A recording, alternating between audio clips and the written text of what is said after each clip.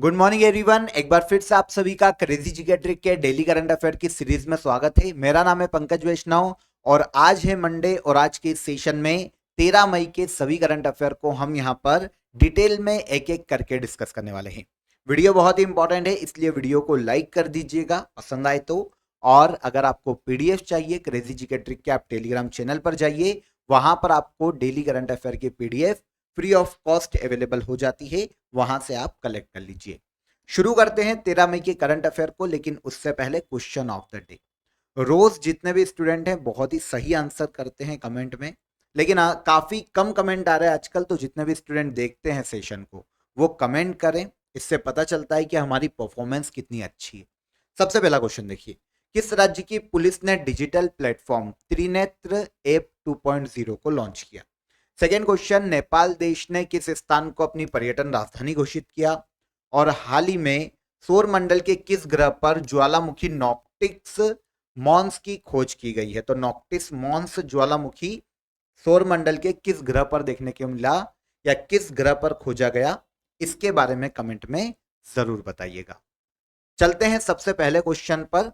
हम 13 मई के सबसे पहला क्वेश्चन देखिए, भारत और फ्रांस की सेना के मध्य में सैन्य अभ्यास शक्ति 2024 का आयोजन किस राज्य में किया जा रहा है?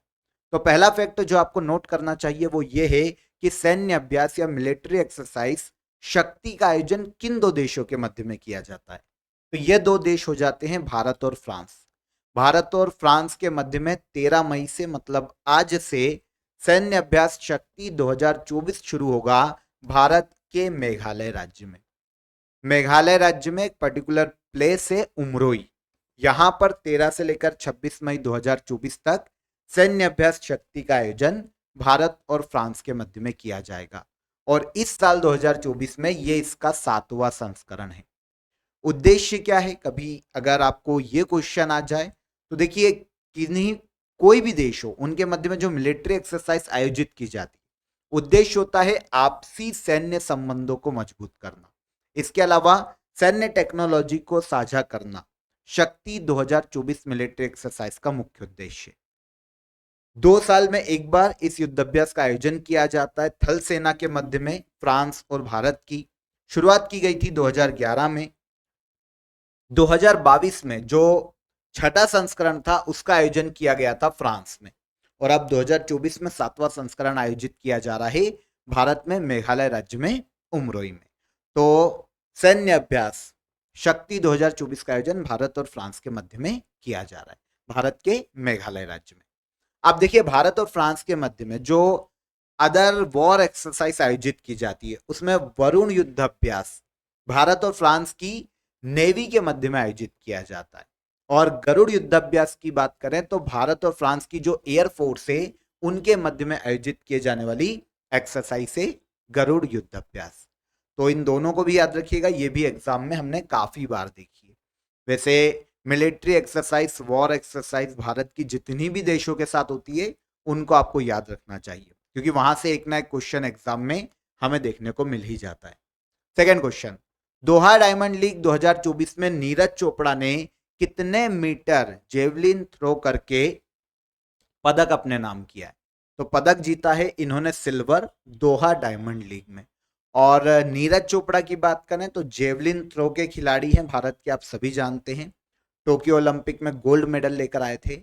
अब इन्होंने दोहा डायमंड लीग 2024 में 88.36 मीटर का भाला फेंककर सिल्वर मेडल अपने नाम किया है। ये है हमारे नीरज चोपड़ा, टोक्यो ओलंपिक में गोल्ड लेकर आए थे। देखिए, दोहा डायमंड लीग के नाम से आपको समझ में आएगा कि इसका आयोजन कतर के दोहा में किया जा रहा होगा, ठीक है ना। नीरज चोपड़ा ने 88.36 मीटर का जेवलिन थ्रो करके सिल्वर मेडल अपने नाम किया। अब बात आएगी कि दोहा डायमंड लीग में गोल्ड मेडल किसने जीता जेवलिन थ्रो में? तो यह जीता है चेक रिपब्लिक के जेकब वॉडलेच ने। इन्होंने 88.38 मीटर का भाला फेंककर गोल्ड मेडल पर कब्जा किया।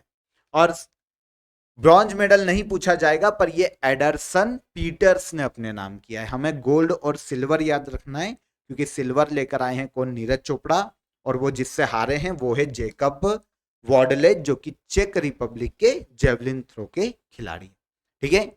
नीरज चोपड़ा के बारे में थोड़ी सी कैजुअल इंफॉर्मेशन हमको पता होना चाहिए, इनके अवार्ड कौन कौन से हैं, ये क्वेश्चन एग्जाम में आते हैं। तो देखिए, है किस राज्य से? भारत के हरियाणा राज्य से। टोक्यो ओलंपिक में इन्होंने 87.58 मीटर का भाला फेंका था और गोल्ड मेडल अपने नाम किया था। अवार्ड की बात करें तो नीरज चोपड़ा को पद्मश्री दिया गया था 2022 में। मेजर ध्यानचंद खेल रत्न पुरस्कार इन्हें 2021 में दिया जा चुका है और अर्जुन अवार्ड इन्हें दिया गया था 2018। अब दोहा डायमंड लीग की बात करें तो डायमंड लीग प्रतियोगिता जो कि ट्रैक और फील्ड प्रतियोगिता है, इसके एक हिस्से के रूप में दोहा डायमंड लीग का आयोजन किया जाता है। ओके, आयोजन इस बार कतर के दोहा के सुहेम बिन हमद स्टेडियम में किया जा रहा है और इसकी शुरुआत की गई थी डायमंड लीग की 1997। ओके, तो दोहा डायमंड लीग में नीरज चोपड़ा ने सिल्वर मेडल अपने नाम किया और इन्होंने कितने मीटर का भाला फेंका, ये क्वेश्चन आ सकता है एग्जाम में। तो ये 88.36 मीटर का भाला फेंककर इन्होंने सिल्वर मेडल अपने नाम किया है दोहा डायमंड लीग में। आगे बढ़ेंगे, अगला क्वेश्चन देखेंगे। मिखाइल मिशुस्तिन को किस देश का प्रधानमंत्री नियुक्त किया गया? तो मिखाइल मिशुस्तिन, ये एग्जाम में क्वेश्चन पूछा भी गया है कुछ साल पहले, एक आध 2 साल पहले। ये रशिया के एक बार फिर से प्रधानमंत्री के रूप में नियुक्त किए गए हैं। मिखाइल मिशुस्तिन को रूस का नया प्रधानमंत्री एक बार फिर से प्रधानमंत्री नियुक्त किया गया है। इनकी देखिए पहली बार नियुक्ति 2020 में की गई थी और अब इन्हें दूसरे कार्यकाल के लिए रूस के प्रधानमंत्री के रूप में नियुक्त किया गया। इनका नाम है मिखाइल मिशुस्तिन। लेकिन आप सभी जानते हैं कि रशिया में जो पावर है वो वहां के प्रेसिडेंट के पास है और रशिया के प्रेसिडेंट है व्लादिमीर पुतिन। हाल ही में मई माह में 5वीं बार व्लादिमीर पुतिन रशिया के प्रेसिडेंट नियुक्त किए गए हैं। 5वीं बार व्लादिमीर पुतिन ने रशिया के प्रेसिडेंट के रूप में शपथ ली है।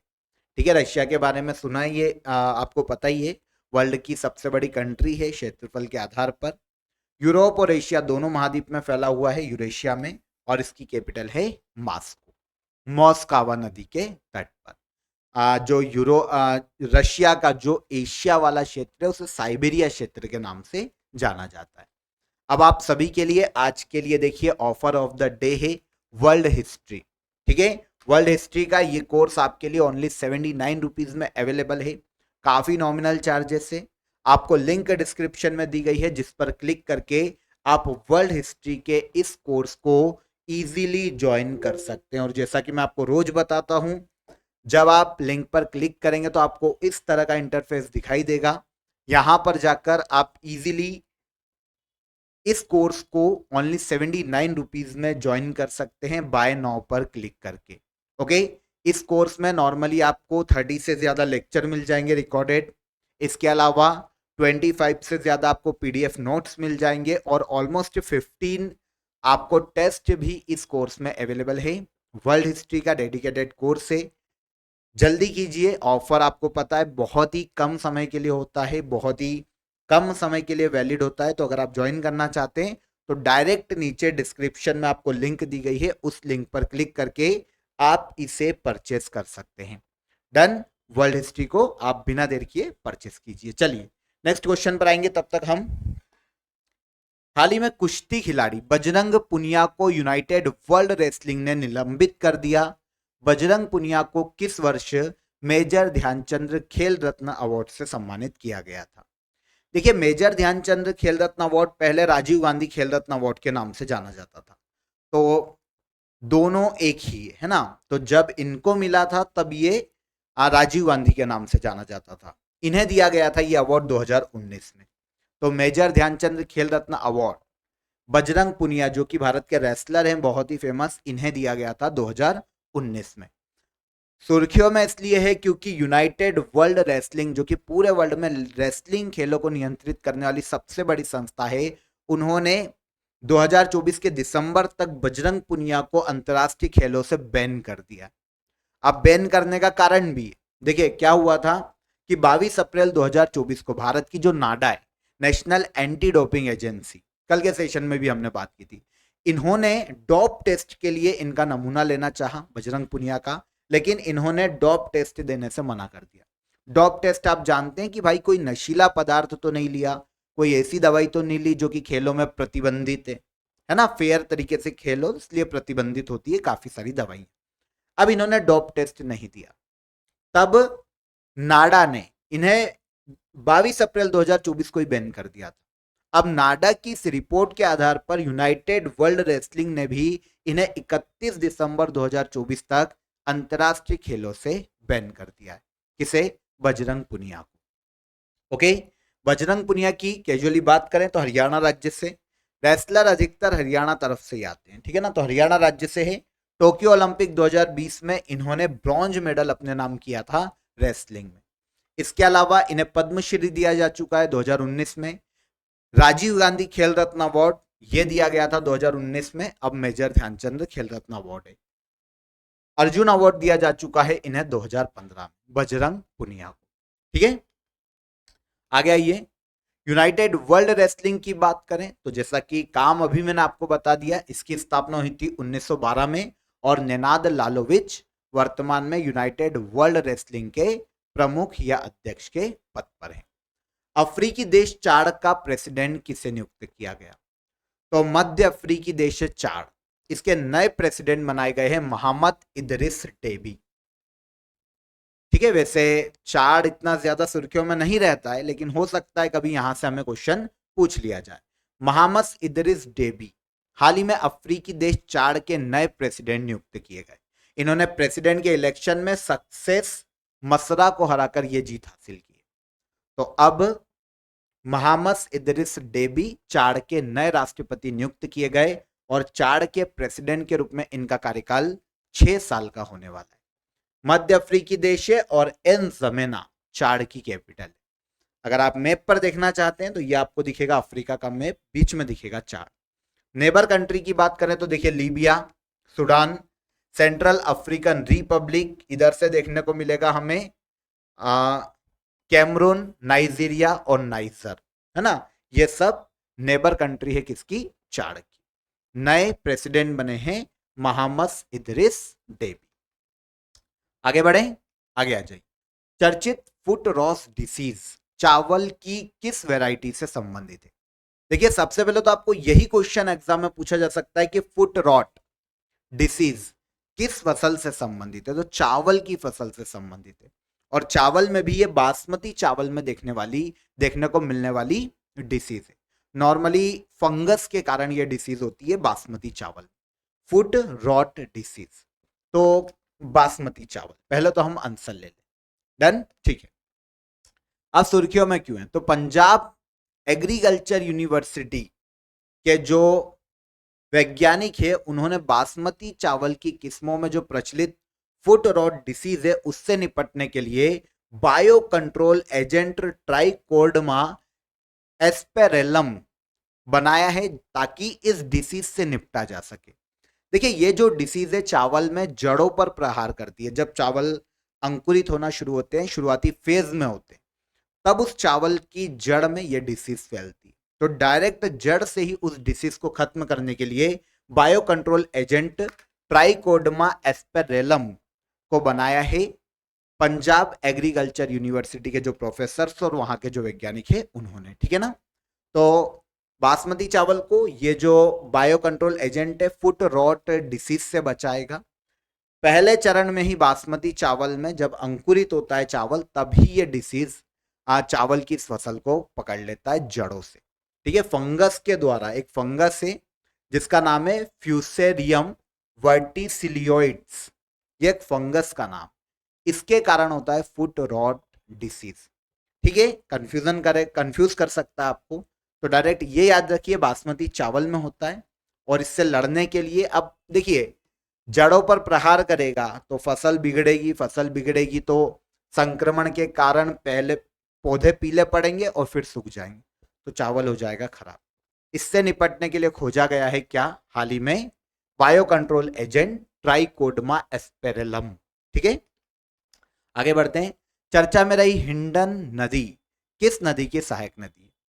हिंडन नदी बहती है उत्तर प्रदेश राज्य में और यह सहायक नदी है यमुना की।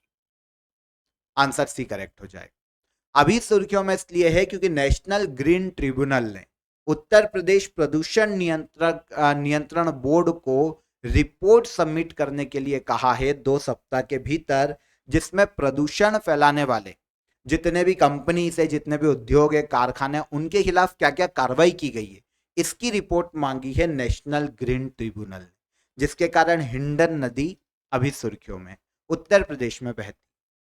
ठीक है, 2015 में ही केंद्रीय प्रदूषण नियंत्रण बोर्ड ने हिंडन नदी को मृत नदी घोषित कर दिया था, क्योंकि भैया प्रदूषण का स्तर ही इतना ज्यादा है, पीने लायक तो छोड़ो, नहाने लायक भी इसका पानी नहीं है, मतलब पूरा नाला बन चुका है। ठीक है, तो हिंडन नदी को कौन इफेक्ट कर रहे हैं, कौन से कारखाने इफेक्ट कर रहे हैं, भैया क्या तुमने कार्रवाई की है, ये डेटा मांगा है नेशनल ग्रीन ट्रिब्यूनल ने। किससे? उत्तर प्रदेश गवर्नमेंट से। ठीक है, हिंडन नदी यमुना की सहायक नदी है, इसका उद्गम देखने जाते हैं तो उत्तर प्रदेश के सहारनपुर से इसका उद्गम होता है। ठीक है, नोएडा में ये यमुना नदी से मिलती है, लेकिन उसके पहले पश्चिमी उत्तर प्रदेश में 400 किलोमीटर के क्षेत्र ऐसा है जो कि औद्योगिक क्षेत्र है इस नदी के किनारे, और वही सबसे ज्यादा इस नदी को प्रदूषित करता है। ठीक है, तो हिंडन नदी उत्तर प्रदेश राज्य में बहती है, यमुना की ट्रिब्यूटरी है। हाल ही में 2 दशक बाद सोलर स्टॉर्म पृथ्वी से टकराया है, सौर तूफान पृथ्वी से टकराया है। सौर तूफान जब पृथ्वी से टकराता है तो निम्नलिखित में से पृथ्वी पर कौन सी संभावनाएं या कौन से संभावित प्रभाव पड़ सकते, देखते हैं। जीपीएस और नेविगेशन सिस्टम इफेक्ट होता है, ये बिल्कुल सही है। सोलर स्टॉर्म जब आता है तो जीपीएस, नेविगेशन, है ना, ये जो रेडियो तरंगों से चलते हैं, ये सब इफेक्ट करते हैं। पावर ग्रिड क्षतिग्रस्त हो सकता है, किसी भी क्षेत्र या पूरे शहर की लाइट जा सकती है। पृथ्वी के अधिकांश भाग पर तीव्र ध्रुवीय किरणें उत्पन्न होती है, ये भी बिल्कुल सही है। मतलब अगर सोलर स्टॉर्म पृथ्वी से टकराता है तो इनमें से सभी प्रॉब्लम हमको देखने को मिलती है। अब देखिए, सौर ज्वाला, सोलर फ्लेयर की बात करें तो सूर्य के ऊपर या सूर्य की सतह पर जब मैग्नेटिक एनर्जी उत्पन्न होती है तो उससे सोलर फ्लेयर पैदा होता है, मतलब जिसे कहा जा सकता है सौर ज्वाला, विस्फोट होता है और सौर ज्वाला उत्पन्न होती है, और उससे जो स्टॉर्म आता है वो सोलर स्टॉर्म के नाम से जाना जाता है। जब ये सोलर स्टॉर्म पृथ्वी, देखिए ये हो गया सोलर फ्लेयर, जब इसका सोलर स्टॉर्म पृथ्वी के वायुमंडल से टकराता है तो यहां पर जो रेडियो तरंगे हैं पृथ्वी के वायुमंडल में, वो इफेक्ट करती है, और उनसे जितनी भी प्रॉब्लम हमने ऑप्शन में देखी है वो हो सकती है। ठीक है, अभी देखिए नासा के अनुसार यह विस्फोट चुंबकीय ऊर्जा का तेजी से जारी होना है, मतलब देखिए मैग्नेटिक एनर्जी जब तेजी से बढ़ती है, प्रोड्यूस होती है, बिल्ड होती है, तो फिर सोलर फ्लेयर देखने को मिलते हैं हमें सूर्य की सतह पर। ठीक है ना, ये पृथ्वी पर टकराते हैं, जब इसका सोलर स्टॉर्म जब पृथ्वी पर टकराता है तो फिर हमको देखने को मिलते हैं क्या, फिर रेडियो तरंगों से चलने वाली जितनी भी चीजें हैं उनमें प्रॉब्लम आती है। इससे पहले अक्टूबर 2003 में जब सोलर स्टॉर्म आया था, पृथ्वी से टकराया था, तब देखिए स्वीडन में ब्लैकआउट हुआ था, और इसके अलावा दक्षिण अफ्रीका में भी जो बिजली संयंत्र के जो बेसिक चीजें हैं, बेसिक स्ट्रक्चर है, उनको भी काफी नुकसान पहुंचा था। ठीक है, सौर तूफान के प्रभाव क्या क्या है, ऑप्शन में वैसे मैं आपको बता चुका हूं, फिर भी हो सकता है कुछ नया मिल जाए। देखिए, जीपीएस और नेविगेशन सिस्टम फेल हो जाता है, ये बिल्कुल हो सकता है। इसके अलावा भूमध्य रेखीय क्षेत्रों में सुनामी आ सकती है। ठीक है, और पृथ्वी के अधिकांश भाग पर तीव्र ध्रुवीय किरणें उत्पन्न हो सकती है। जितने भी सैटेलाइट है वो डिस्टर्ब हो सकते हैं, उनके जो ऑर्बिट्स है वो डिस्टर्ब हो सकते हैं इससे, और ध्रुवीय क्षेत्रों के ऊपर उड़ान भरने वाले जो विमान है उनका जो बोल सकते हैं जिसके आधार पे वो यात्रा करते हैं, शॉर्टवेव रेडियो संचार, ये भी बाधित हो सकता है। तो ध्रुवीय क्षेत्रों पर जो उड़ान भरने वाले विमान हैं उनको भी प्रॉब्लम आ सकती है, वो भी दिशा भटक सकते हैं। तो ये सारे प्रॉब्लम हमें सोलर स्टॉर्म से देखने को मिलते हैं। 12 मई को इंटरनेशनल नर्स डे किसके जन्म दिवस पर मनाया जाता है? तो अंतरराष्ट्रीय नर्स दिवस मतलब इंटरनेशनल नर्स डे मनाया जाता है फ्लोरेंस नाइटिंगेल के जन्म दिवस के रूप में। फ्लोरेंस नाइटिंगेल की बात करें तो ये इटली में इनका जन्म हुआ था, और ये वर्ल्ड की पहली नर्स मानी जाती है। कौन? Florence Nightingale. तो पूरे वर्ल्ड में जितने भी नर्सिंग स्टाफ है, जितने भी नर्स है, पहले तो देखिए ये समझ लेना कि इंटरनेशनल नर्स डे मनाया कब जाता है, तो 12 मई को मनाया जाता है। किसके जन्म दिवस के रूप में? Florence Nightingale. पूरे वर्ल्ड में जितनी भी नर्सेस है, जितना भी नर्सिंग स्टाफ है, उनको सम्मान देने के उद्देश्य से, उनके काम को सम्मान देने के उद्देश्य से इंटरनेशनल काउंसिल ऑफ नर्स ने 1965 में पहली बार इस डे को मनाए जाने की शुरुआत की थी। तब से लेकर 12 मई को हर साल इंटरनेशनल नर्स डे के रूप में मनाया जाता है, फ्लोरेंस नाइटिंगेल के जन्म दिवस के रूप में। ओके, इटली में इनका जन्म हुआ था, दुनिया की पहली नर्स मानी जाती है और the lady with the lamp के नाम से इन्हें पूरे वर्ल्ड में पुकारा जाता है। किसे? फ्लोरेंस नाइटिंगेल को। तो वर्ल्ड या इंटरनेशनल नर्स डे कब मनाया जाता है? 12 मई को। इसके बाद आज के करंट अफेयर का सबसे last question, Arabian travel mart 2024 में भारत ने किस नाम से प्रदर्शनी प्रदर्शित की है? तो अरेबियन ट्रेवल मार्ट 2024 में भारत ने जो प्रदर्शनी लगाई है उसे नाम दिया है स्वदेशी। नाम ही प्रदर्शनी को दिया है स्वदेशी। भारत सरकार की जो टूरिज्म मिनिस्ट्री है उसने दुबई में आयोजित होने वाले अरेबियन ट्रेवल मार्ट 2024 में भाग लिया और जो प्रदर्शनी लगाई वहां पर भारत के टूरिज्म को प्रमोट करने के लिए उसे नाम दिया है उन्होंने स्वदेशी। इस प्रदर्शनी में बताया क्या गया? तो भारत की जो जनजाति जितने भी कल्चर हैं उनकी जानकारी दी गई। भारत में मंजुला कला और गोंड कला जो कि जनजातियों से स्पेशली संबंधित है, उनसे संबंधित पेंटिंगों को प्रदर्शित किया, जो कि मैथिला पेंटिंग से प्रभावित है, भारत के बिहार में जो काफी प्रचलित रहती है। ओके, तो आदिवासी परंपराओं को प्रदर्शित करने के लिए स्वदेशी नाम की, ठीक है, प्रदर्शनी को लगाया है भारत ने या भारत की टूरिज्म मिनिस्ट्री ने। कहां पर? अरेबियन ट्रेवल मार्ट में 2024 में। आयोजन कहां हुआ है? आयोजन हुआ है दुबई में। कंफर्म? तो यहां पर 13 मई के सभी करंट अफेयर क्लियर हो जाते हैं। अब हम बात करते हैं लास्ट डे के करंट अफेयर को एक बार रिवाइज कर लेते हैं।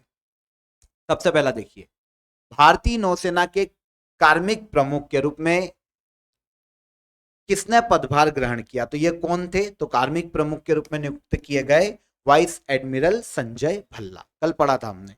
11 मई को कौन सा डे मनाया जाता है? तो नेशनल टेक्नोलॉजी डे, है ना, परमाणु परीक्षण किया था हमने। वैश्विक ऊर्जा थिंक टैंक एम्बर के अनुसार भारत दुनिया में सोलर एनर्जी प्रोडक्शन के मामले में कौन से स्थान पर है? तो हम है तीसरे स्थान पर। हाल ही में लॉर्सन एंड टर्बो ग्रुप का अध्यक्ष किसे नियुक्त किया गया? तो ये बनाए गए आर शंकर रमन। इसके बाद आते हैं एडवांस्ड एयर ब्रीथिंग इंजन के लिए लिक्विड रेमजेट ईंधन किसने विकसित किया? तो ये विकसित किया है डीआरडीओ ने। हाल ही में इंटरपोल ने भारतीय सांसद के खिलाफ ब्लू कॉर्नर नोटिस जारी किया। इंटरपोल का हेडक्वार्टर कहाँ है? तो इंटरपोल का हेडक्वार्टर फ्रांस के लियोन में देखने को मिलता है। चर्चा में रहा सोनाई रूपाई वन्यजीव अभ्यारण्य किस राज्य में है? तो ये भारत के असम राज्य में स्थित है। हाल ही में पोटैटो फेस्टिवल का आयोजन कहाँ किया गया? तो पोटैटो फेस्टिवल नागालैंड राज्य में आयोजित किया गया। हाल ही में टॉर्डिग्रेड प्रजाति का नाम चंद्रयान 3 के ऊपर बैटिलिप्स चंद्रायणी रखा गया। इस टॉर्डिग्रेड प्रजाति की खोज किस राज्य में की गई? इसे करेक्ट कर लीजिएगा, कल शायद मैंने आपको केरल बता दिया, इसकी खोज तमिलनाडु में हुई। ठीक है, खोज करी है कोच्चि विश्वविद्यालय के जो साइंटिस्ट है उन्होंने, ठीक है ना, कोच्चि के लोगों ने खोज की है, लेकिन खोज कहाँ की गई है? तमिलनाडु के तट पर, ठीक है, पूर्वी तट पर तमिलनाडु में खोजी गई है क्या? टॉर्डिग्रेड प्रजाति, ठीक है। ओके, एक समुद्री जीव है, कल मैंने आपको बताया था। हाल ही में किस देश के क्रिकेट खिलाड़ी कॉलिन मुनरो ने संन्यास की घोषणा की? तो कॉलिन मुनरो, जिन्होंने हाल ही में इंटरनेशनल क्रिकेट से संन्यास लिया है, न्यूजीलैंड के क्रिकेट खिलाड़ी। अब आ जाते हैं क्वेश्चन ऑफ द डे पर, आंसर ले लेते हैं। Straight from the heart Kapil Dev की ऑटोबायोग्राफी है। रोबोट साथी जो भारत का रेलवे है उसके द्वारा लॉन्च किया गया है, रेलवे के द्वारा लॉन्च किया गया है। ज्योति सुरेखा वेनम की बात करें तो ये भारत के तीरंदाजी खिलाड़ी है। यहां पर बिल्कुल सही आंसर आया है सिमरन कुमारी का। वैसे अधिकतर आंसर सही है, मैंने आपको पहले ही बोला। सबके कलेक्ट नहीं कर सकता, तो यहाँ पर मैं एक बता रहा हूँ। सिमरन कुमारी की यहाँ पर हमने बात की, इन्होंने देखिए straight from the heart Kapil Dev की ऑटोबायोग्राफी है। रोबोट साथी ऐप, जो रोबोट साथी है वो इंडियन रेलवे का है। ज्योति सुरेखा वेनम आर्चरी मतलब तीरंदाजी से संबंधित है। और एक मिड क्वेश्चन भी पूछा था मैंने आपसे कि किनमैन आइलैंड किस देश का है, तो ये ताइवान का है। इनका आंसर बिल्कुल सही। ओके, आज के सेशन में हमने 13 मई के सभी करंट अफेयर को डिटेल में समझा है। सारी इन्फॉर्मेशन आपको मिल गई होगी, आपने नोट कर ली होगी। पीडीएफ आपको क्रेजी जीके ट्रिक के टेलीग्राम चैनल पर मिल जाएगी, वहां से आप कलेक्ट कर लीजिएगा। ओके, हाँ, जितने स्टूडेंट कमेंट नहीं करते हैं वीडियो देखने के बाद, वो लाइक और कमेंट करिए, वीडियो को कमेंट करिए आपके क्वेश्चंस जो हैं, ताकि आपको अपनी परफॉर्मेंस के बारे में पता चलता रहे और आपको कितना याद हुआ ये भी आपको पता चलता रहे। ओके, नेक्स्ट सेशन में मुलाकात करेंगे, तब तक आप अपना ख्याल रखिए, सुरक्षित रहिए। जय हिंद, जय भारत।